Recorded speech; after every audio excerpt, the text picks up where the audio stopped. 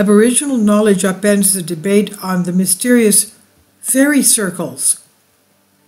The original inhabitants of Australia have much to teach modern scientists about the nature of this intriguing phenomenon.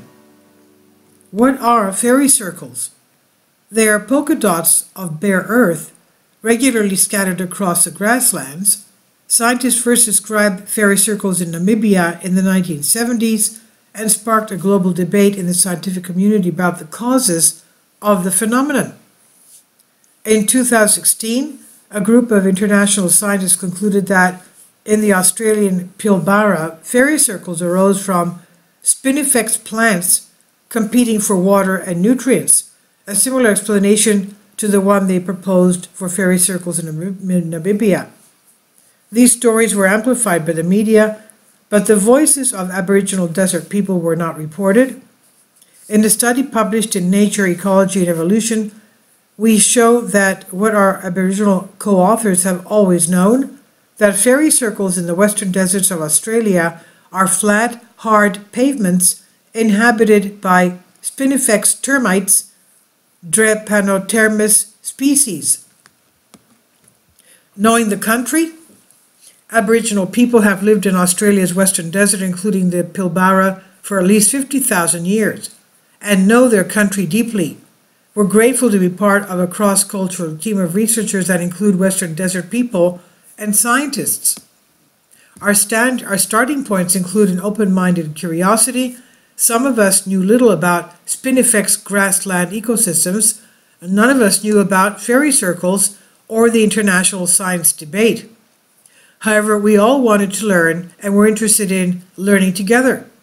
As our research unfolded, the more we learned, the more we realized we did not know. We learned things that were new even to those who've lived in and studied deserts for a long time, for a lifetime. We saw similarities between patterns in specific Aboriginal artwork and aerial views of the pavements. We found paintings that tell deep and complex stories about termites and the activities of termite Jukupra, the dreaming ancestors. Western Desert Martu people call the fairy circle pavements Liniji and the fat, rich, flying termites Warturnuma. And we learned that the hard surfaces of the Liniji are used to thresh seed, and flying termites are prized foods. Martu colleagues Gladys Karimara Bidu stated, Linji are the homes of termites who live underground. We gather and ate the Warturnuma that flew from Linji. Warturnuma is wama delicious, she said. Old people used to put their seeds in the hard ginji, and they hit seed to make damper, are good food, and I learned this from my old people and have seen this myself many times. Termites as kin. This knowledge about pavements and termites is shared and passed down through generations by Martu and other indigenous groups. Our Australian Wildlife Conservancy colleagues Alice Nampijampa Michaels and Lee Nagala Wayne describe their feelings for flying spinifex termites in the video, and Alice said, Pama Pardu, Big Mob, Waturnuma and Pama Pardu we call them. I've been crying for that Pama Pardu. I was crying for my brother. My brother's dreaming.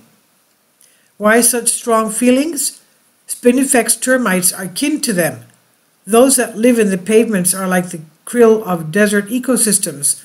They are superabundant. Most people think of above-ground termites mounds, but here is a whole community of lives that mostly below the soil surface, only emerging to eat dead spinifex or to fly to reproduce.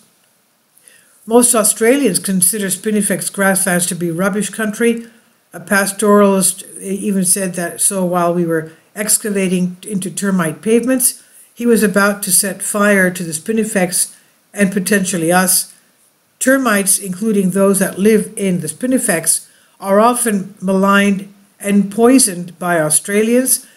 However, the vast tracts of land and their termites are deeply important to Aboriginal people in ways that were invisible to some of our team.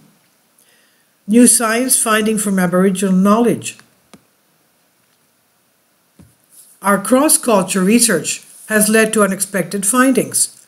Termite pavements hold water after big rains, which was unknown to scientists until we recognized clues in the stories and art of Aboriginal country folk. Desmond-Taylor, Martu interpreter and co-author, remembered the Mulinjami, the greatest desert skink, and describes breeding behavior not previously reported by scientists. After good rains in G country, Muliyamji would be born in water lying in the Yimji. My mother, my two fathers, my uncle told me this long ago.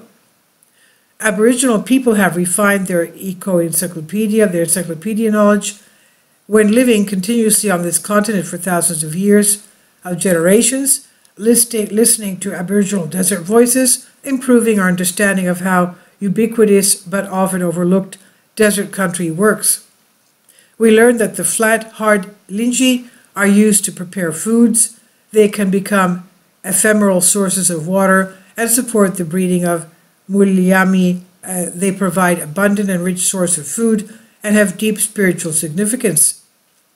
This year, Australians will be asked to recognize Australia's First Nationals people in our Constitution. In our experience, we strengthen our connection with country and each other when we nourish relationships, listen well, and share together, work equitably in two ways. This is by Fiona Walsh, ethnoecologist, University of Western Australia, Carolyn Oldham, professor, University of Western Australia, Purungu Desmond-Taylor, Warnam Marjilijara, man from Karlamyiji National Park, interpreter and artist, Indigenous Knowledge, and the Theo Evans, associate professor, the University of Western Australia. This was from The Conversation. It's here under Creative Commons on Unexplained Mystery. Please leave your comments and thank you for your support. Kindly support my Patreon account. The daily posts are 5 videos daily and they are totally different from what I have on my YouTube channel. Thank you so much for your support and that you find all my content so interesting. You'll find the Patreon account details in the description box below.